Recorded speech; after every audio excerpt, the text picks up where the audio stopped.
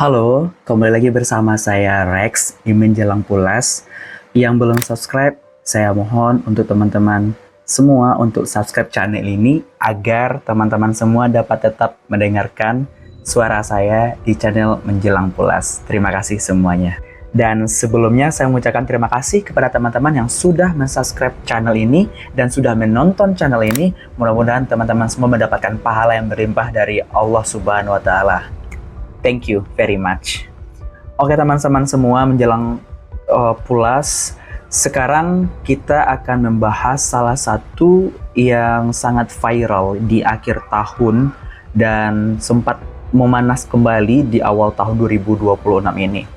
Dan sekarang saya akan menemani istirahat teman-teman di part membahas tentang pembunuhan di Surabaya. Coba deh sesekali kita pikirin lagi gitu ya, apa sih sebenarnya yang terjadi di balik tembok kos-kosan yang kelihatannya itu tenang-tenang aja gitu, tenang, adem, dan gak ada masalah apa-apa sebenarnya. Dan malam ini saya akan mengajak kalian semua yang lagi nonton ini masuk ke sebuah lorong gelap di sudut kota Surabaya. Ini bukan cerita fiksi, bukan ngada-ngada, ini fakta nyata, dan tapi kisah ini menjadi bukti kalau monster yang paling serem itu nggak punya taring atau ya kayak dibilang orang ya orang gitu ya, karena dia seolah-olah itu memang akrab sekali gitu dengan manusia lainnya gitu tanpa ada masalah apapun yang terjadi. Sangat menyeramkan sekali gitu ya.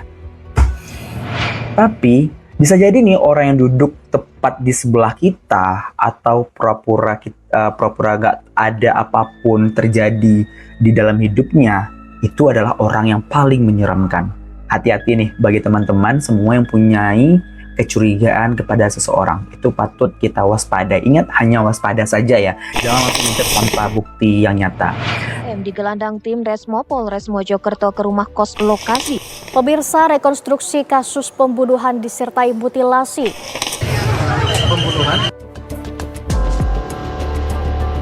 Tak ada fakta baru. Persiapkan diri kalian karena cerita ini bakal bikin kalian mikir dua kali soal arti sebuah kesetiaan. Arti sebuah kesetiaan. Oke teman-teman semua, biasanya nih ya, pembunuh nih, itu akan bakal langsung kabur ketakutan setelah kejadian. Aku aja nih menyampaikan cerita ini kepada teman-teman semua berkeringat nih. Karena saking excitednya, saking semangatnya ingin bercerita tentang kejadian di Surabaya ini. Dan pembunuh itu namanya adalah Alfi Maulana. Dan dia beda sekali gitu dari cowok-cowok lainnya. Mungkin beberapa yang hampir mirip karakter sama dia ini ada lah gitu ya. Dan ini di sebuah kamar kos yang sempit di daerah Lidah Kulon. Mungkin teman-teman semua yang nonton ini ada yang lagi di daerah Lidah Kulon atau sedang menetap di Lidah Kulon, dan dia di tahun kemarin itu tinggal di sana. Dia malah betah nginep nih selama 2 hari full tanpa adanya orang-orang curiga sama dia. Dan itu dia jalani selama sebelum dia hampir ketahuan dari kepolisian, dengan berbarengan dengan jasad dari yang dibunuhnya. Dan jasadnya ini sudah dipotong-potong menjadi 65 bagian. Aduh, banget ya teman-teman ya. Kebayang nggak sih dia bersihin darah di lantai kayak lagi ngepel biasa aja gitu, kayak emak kalian yang di rumah ngepel setiap pagi gitu ya, kasih pewangi, kasih pembersih untuk lantai ya, seperti itulah si Alfi gitu ya. Dia melakukan seperti layaknya orang normal biasa. Dan yang lebih lebih santainya lagi, dia itu sambil ngerokok lagi santai kawan gitu lah ya istilahnya. Dan dia lagi sebenarnya membersihkan bercak-bercak darah yang mungkin sedang tersisa di dekat dia gitu. Sangat mengerikan sekali ya. Dan dia ngerasa ini ya, ngerasa udah main bersih-bersih yang tadi tanpa dia sadari mata-mata digital di sepanjang jalan itu udah nyatet semua dosanya, udah nyatet dari mulai dia bertemu terakhir dengan orang yang dibunuhnya, apa yang dilakukannya. Nah, itu dia. Siapa korbannya? Nah, ini part yang pertama atau bagian pertama dari cerita pembunuhan di Surabaya oleh Alfi. Tersangka AM 24 tahun melakukan rekonstruksi kasus pembunuhan dan mutilasi kekasihnya Tiara Angelina Saraswati di kamar kos di kawasan Lidah Wetan, Surabaya. Dalam adegan rekonstruksi tersebut terungkap pernyataan korban yang memantik emosi AM. Gara-gara pintu yang terkunci, ini berdasarkan laporan juga yang kita kumpulkan dari sumber lain dan juga dari kumparan. Dan di Surabaya ini, waktu itu lagi panas-panasnya, lagi terik gitu ya, sekitar pertengahan September 2025. Ini Alfi, cowok 24 tahun, yang sehari-harinya itu ngojol gitu, atau istilahnya ngojek online. Pulang ke kosan dengan kepala yang udah penuh beban, terus dia sampai di Lidah Kulon sekitar jam 9 malam. Harapannya sih ya disambut anget gitu ya sama pacarnya, yaitu namanya adalah Tiara Angelina. Dia adalah orang yang kita bicarakan tadi di awal video ini. Dia adalah Tiara Angelina. Dan tapi Alfi ini harus nunggu dulu nih di depan pintu yang terkunci. Saat pulang ke kamar kos, AM harus menunggu selama 1 jam hingga pintu kamar kos dibuka korban. Korban membuka pintu sambil mengumpat. Hal tersebut memantik emosi AM hingga berniat menghabisi nyawa korban. Dan ini dilakukan oleh Alfi. Alfi nggak sabaran gitu, nggak bisa ngontrol emosinya. Jadi Alfi harus nunggu dulu di depan pintu diakibatkan oleh dikuncinya pintu oleh si Tiara, nggak dibuka-buka lah gitu ya istilahnya. Nggak tahu deh ngapain dia di dalam gitu ya. Dan dia ngetuk berkali-kali, tapi Tiara ini nggak langsung buka pintu dan Alfi harus nunggu di luar gitu. Dan disitulah emosi mulai mendidih.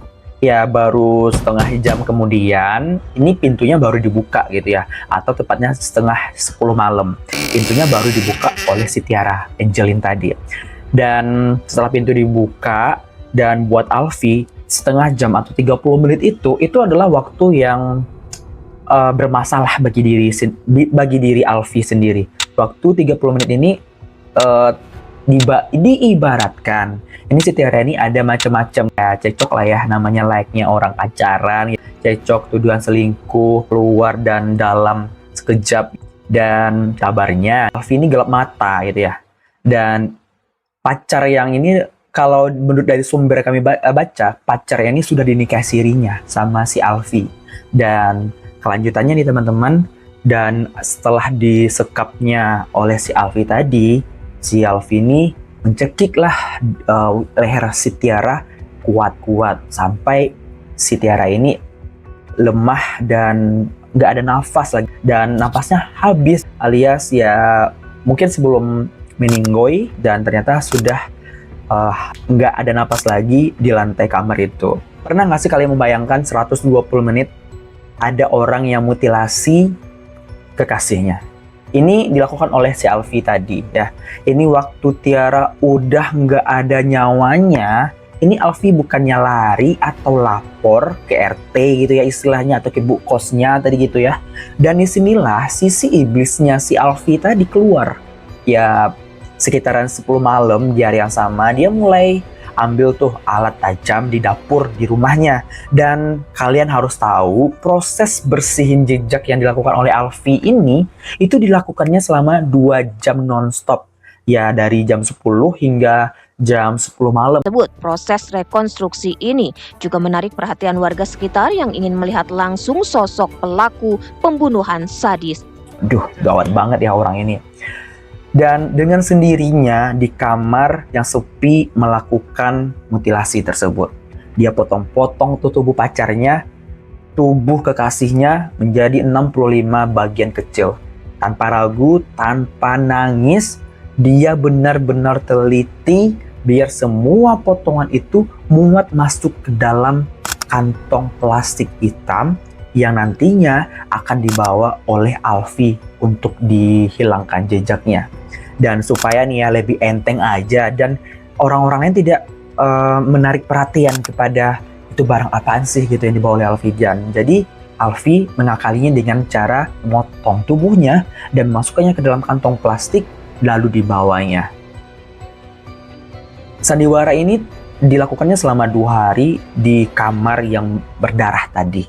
Dan besoknya Alfi ini masih tetap di situ dengan santuy. 2 hari dia hidup bareng sama si Tiara tadi. Dia simpan tuh potong-potongan tadi ke dalam plastik dan dimasukkannya ke dalam ember di sebuah lemari, dan dia tidur di sana dan makan di situ seolah-olah nggak ada apa-apa.